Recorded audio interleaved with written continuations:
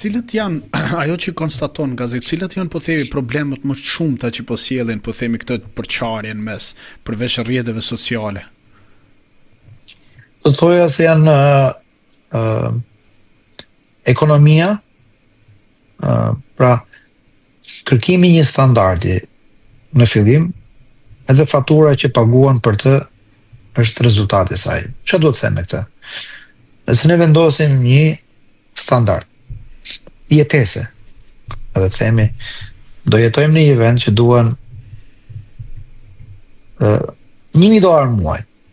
Edhe nëse ti fiton 500, atëherë do të bësh 2 punë që të fitosh 1.000 muaj të zën. Tani për të arritur te $1.000 në muaj, nëse ne punojmë 2 punë, gruaja punon 2 punë apo burri punon 2 punë, atëherë është shumë normale që ne jemi më të tendosur tek nervat.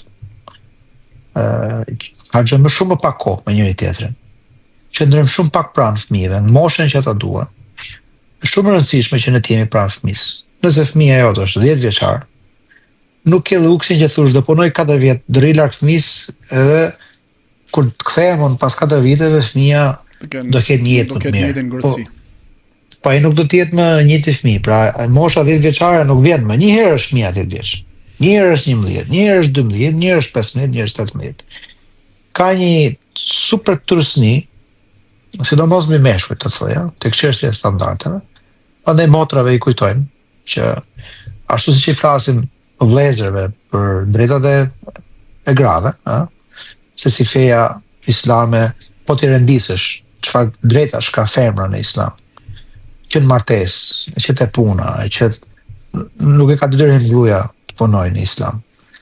Nuk e ka detyrim gruaja që të sjellë para në islam. Nuk e ka detyrim gruaja, ka shumë pak ngarkesë mbi gruan në islam dhe ka shumë mbi mashkullin.